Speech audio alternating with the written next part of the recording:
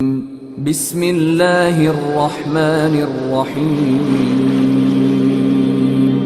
شروع اللہ کا نام لے کر جو بڑا مہربان نہایت رحم والا ہے۔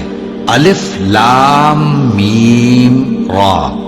اے نبی، یہ کتاب الہی کی آیتیں ہیں اور جو کچھ تمہارے پروردگار کی طرف سے تم پر نازل ہوا ہے حق ہے، لیکن اکثر لوگ ایمان نہیں لاتے۔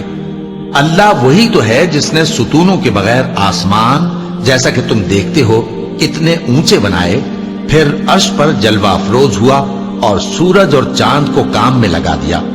ہر ایک میعاد معین تک گردش کر رہا ہے۔ وہی دنیا کے کاموں کا انتظام کرتا ہے۔ اس طرح وہ اپنی آیتیں کھول کھول کر بیان کرتا ہے کہ تم اپنے پروردگار کے روبرو جانے کا یقین کرو۔ اور وہی ہے جس نے زمین کو پھیلایا اور اس میں پہاڑ اور دریا پیدا کیے اور ہر طرح کے میووں کی دو قسمیں بنائی۔ وہی رات کو دن کا لباس پہناتا ہے۔ غور کرنے والوں کے لیے اس میں بہت سی نشانیاں ہیں۔ اور زمین میں کئی طرح کے قطعات ہیں ایک دوسرے سے ملے ہوئے، اور انگور کے باغ اور کھیتی اور کھجور کے درخت۔ بعض کی بہت سی شاخیں ہیں اور بعض کی اتنی نہیں ہوتی، باوجود کہ پانی سب کو ایک ہی ملتا ہے۔ اور ہم بعض میووں کو بعض پر لذت میں فضیلت دیتی ہیں، اور اس میں سمجھنے والوں کے لیے بہت سی نشانیاں ہیں۔ اگر تم عجیب بات سننی چاہو تو کافروں کا یہ کہنا عجیب ہے کہ جب ہم مر کر مٹی ہو جائیں گے تو کیا از سر نو پیدا ہوں گے؟ یہی لوگ ہیں جو اپنے پروردگار سے منکر ہوئے ہیں، اور یہی ہیں جن کی گردنوں میں طوق ہوں گے، اور یہی اہل دوزخ ہیں کہ ہمیشہ اس میں جلتے رہیں گے۔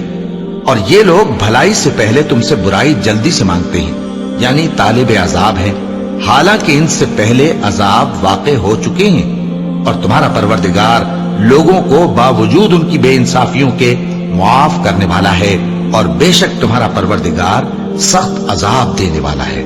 اور کافر لوگ کہتے ہیں کہ اس پیغمبر پر اس کے پروردگار کی طرف سے کوئی نشانی کیوں نازل نہیں ہوئی؟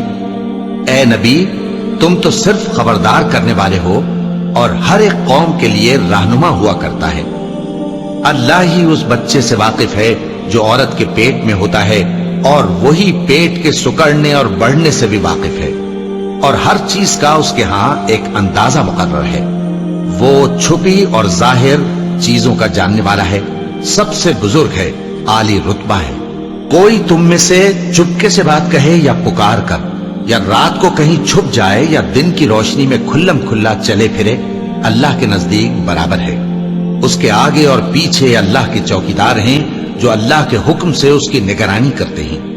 اللہ اس نعمت کو جو کسی قوم کو حاصل ہے نہیں بدلتا جب تک کہ وہ اپنی حالت کو نہ بدلے، اور جب اللہ کسی قوم کے ساتھ برائی کا ارادہ کرتا ہے تو وہ پھر نہیں سکتی، اور اللہ کے سوا ان کا کوئی مددگار نہیں ہوتا۔ وہی تو ہے جو تم کو ڈرانے اور امید دلانے کے لیے بجلی دکھاتا اور بھاری بھاری بادل پیدا کرتا ہے، اور رعد اور فرشتے سب اس کے خوف سے اس کی تسبیح و تحمید کرتے رہتے ہیں۔ اور وہی بجلیاں بھیجتا ہے، پھر جس پر چاہتا ہے گرا بھی دیتا ہے، جبکہ وہ اللہ کے بارے میں جھگڑتے ہیں، اور وہ بڑی قوت والا ہے۔ کام کا پکارنا تو اسی کا ہے، اور جن کو یہ لوگ اس کے سوا پکارتے ہیں وہ ان کی پکار کو کسی طرح قبول نہیں کرتے، مگر اس شخص کی طرح جو اپنے دونوں ہاتھ پانی کی طرف پھیلا دے تاکہ دور ہی سے اس کے منہ تک آ پہنچے، حالانکہ وہ اس تک کبھی بھی نہیں آ سکتا۔ اور اسی طرح کافروں کی پکار بیکار ہے۔ اور جتنی مخلوقات آسمانوں اور زمین میں ہے، خوشی سے یا ناخوشی سے اللہ کے آگے سجدہ کرتی ہے، اور ان کے سائے بھی صبح و شام سجدے کرتے ہیں۔ چونکہ آیت سجدہ تلاوت کی گئی ہے، لہذا سامعین پر سجدہ واجب ہے۔ ان سے پوچھو کہ آسمانوں اور زمین کا پروردگار کون ہے؟ تم ہی کہہ دو کہ اللہ۔ ان سے کہو کہ کیا تم نے اللہ کو چھوڑ کر ایسے لوگوں کو کارساز بنایا ہے جو خود اپنے نفع و نقصان کا بھی اختیار نہیں رکھتے؟ کہو کیا اندھا اور آنکھوں والا برابر ہیں، یا اندھیرا اور اجالا برابر ہو سکتا ہے؟ بھلا ان لوگوں نے جن کو اللہ کا شریک مقرر کیا ہے، کیا انہوں نے اللہ کسی مخلوقات پیدا کی ہے جس کے سبب ان کے لیے مخلوقات مشتبہ ہو گئی ہے؟ کہہ دو کہ اللہ ہی ہر چیز کا پیدا کرنے والا ہے اور وہ یکتا ہے، بڑا زبردست ہے۔ اسی نے آسمان سے مے برسایا، پھر اس سے اپنے اپنے اندازے کے مطابق نالے بہہ نکلے، پھر پانی پر پھولا ہوا جھاگ آ گیا۔ اور جس چیز کو زیور یا کوئی اور سامان بنانے کے لیے آگ میں تپاتے ہیں اس میں بھی ایسا ہی جھاگ ہوتا ہے۔ اس طرح اللہ حق و باطل کی مثال بیان فرماتا ہے۔ سو جھاگ تو سوکھ کر زائل ہو جاتا ہے، اور پانی جو لوگوں کو فائدہ پہنچاتا ہے وہ زمین میں ٹھہرا رہتا ہے۔ اس طرح اللہ صحیح اور غلط کی مثالیں بیان فرماتا ہے تاکہ تم سمجھو۔ جن لوگوں نے اللہ کے حکم کو قبول کیا ان کی حالت بہت بہتر ہوگی، اور جنہوں نے اس کو قبول نہ کیا، اگر روئے زمین کے سب خزانے ان کے اختیار میں ہوں تو وہ سب کے سب اور ان کے ساتھ اتنے ہی اور نجات کے بدلے میں صرف کر ڈالیں، مگر نجات کہاں؟ ایسے لوگوں کا حساب بھی برا ہوگا اور ان کا ٹھکانہ بھی دوزخ ہے، اور وہ بری جگہ ہے۔ بھلا جو شخص یہ جانتا ہے کہ جو کچھ تمہارے پروردگار کی طرف سے تم پر نازل ہوا ہے حق ہے، وہ اس شخص کی طرح ہے جو اندھا ہے، اور سمجھتے تو وہی ہیں جو عقل مند ہیں، جو اللہ کے عہد کو پورا کرتے ہیں اور قول و قرار کو نہیں توڑتے، اور جن رشتوں کے جوڑے رکھنے کا اللہ نے حکم دیا ان کو جوڑے رکھتے اور اپنے پروردگار سے ڈرتے رہتے اور برے حساب سے خوف رکھتے ہیں، اور جو اپنے پروردگار کی خوشنودی حاصل کرنے کے لیے مصائب پر صبر کرتے ہیں اور نماز پڑھتے ہیں، اور جو مال ہم نے ان کو دیا ہے اس میں سے پوشیدہ اور ظاہر خرچ کرتے ہیں اور نیکی سے برائی کو دور کرتے ہیں۔ یہی لوگ ہیں جن کے لیے عاقبت کا گھر ہے، یعنی ہمیشہ رہنے کے باغات جن میں وہ داخل ہوں گے، اور ان کے باپ دادوں اور بیویوں اور اولاد میں سے جو نیکوکار ہوں گے وہ بھی بہشت میں جائیں گے، اور فرشتے بہشت کے ہر ایک دروازے سے ان کے پاس آئیں گے اور کہیں گے تم پر سلام ہو، یہ تمہاری ثابت قدمی کا بدلہ ہے، اور عاقبت کا گھر خوب گھر ہے۔ اور جو لوگ اللہ سے پختہ عہد کر کے اس کو توڑ ڈالتے اور جن رشتوں کے جوڑے رکھنے کا اللہ نے حکم دیا ہے ان کو قطع کر دیتے اور ملک میں فساد کرتے ہیں، ایسوں پر لعنت ہے اور ان کے لیے برا انجام ہے۔ اللہ جس کا چاہتا ہے رزق فراخ کر دیتا ہے اور جس کا چاہتا ہے تنگ کر دیتا ہے، اور کافر لوگ دنیا کی زندگی پر خوش ہو رہے ہیں، اور دنیا کی زندگی آخرت کے مقابلے میں بہت تھوڑا سامان ہے۔ اور کافر کہتے ہیں کہ اس پیغمبر پر اس کے پروردگار کی طرف سے کوئی نشانی کیوں نازل نہیں ہوئی؟ کہہ دو کہ اللہ جسے چاہتا ہے گمراہ کرتا ہے، اور جو اس کی طرف رجوع ہوتا ہے اس کو اپنی طرف کا رستہ دکھاتا ہے، یعنی ان کو جو ایمان لاتے اور جن کے دل اللہ کی یاد سے آرام پاتے ہیں ان کو۔ اور سن رکھو کہ اللہ کی یاد سے ہی دل آرام پاتے ہیں۔ جو لوگ ایمان لائے اور عمل نیک کیے ان کے لیے خوشحالی اور عمدہ ٹھکانہ ہے۔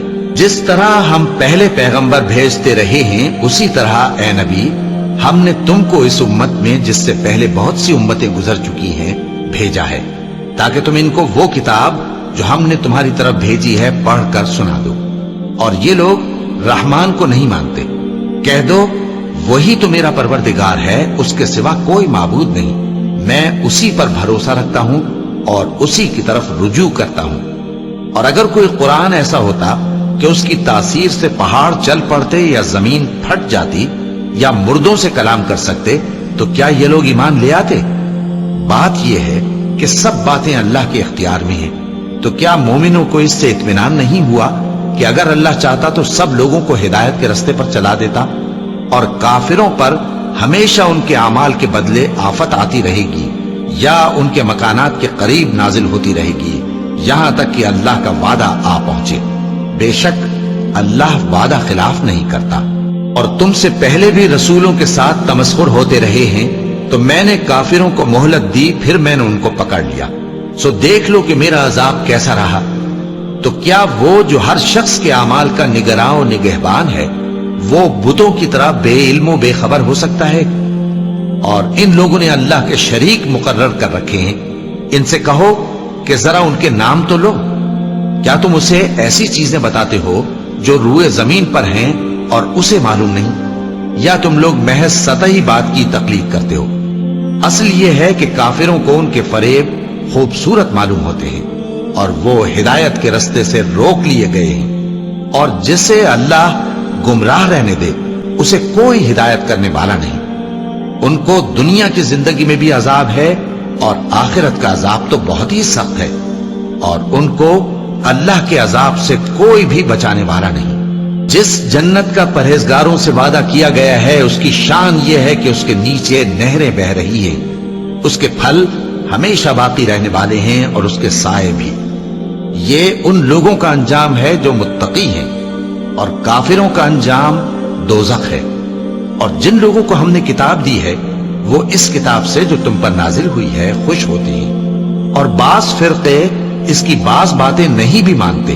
کہہ دو کہ مجھ کو یہی حکم ہوا ہے کہ اللہ ہی کی عبادت کروں اور اس کے ساتھ کسی کو شریک نہ بناؤں۔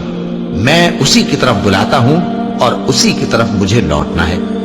اور اسی طرح ہم نے اس قرآن کو عربی زبان کا فرمان بنا کر نازل کیا ہے، اور اگر تم علم آ جانے کے بعد ان لوگوں کی خواہشوں کے پیچھے چلو گے تو اللہ کے سامنے کوئی نہ تمہارا مددگار ہوگا اور نہ کوئی بچانے والا۔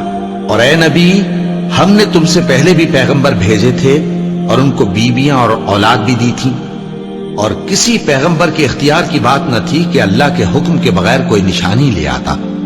ہر حکم قضا کتاب میں لکھا ہوا ہے۔ اللہ جس چیز کو چاہتا ہے مٹا دیتا ہے اور جس کو چاہتا ہے باقی رکھتا ہے، اور اسی کے پاس اصل کتاب ہے۔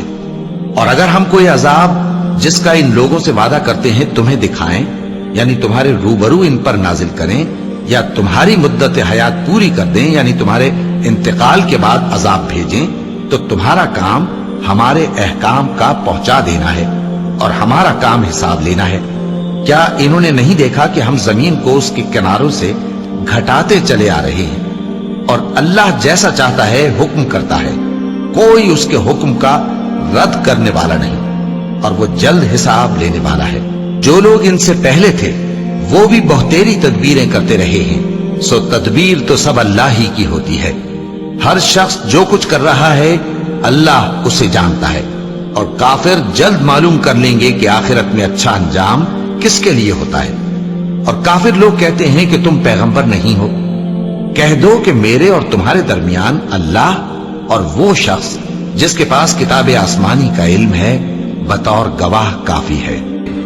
صدق اللہ العظیم۔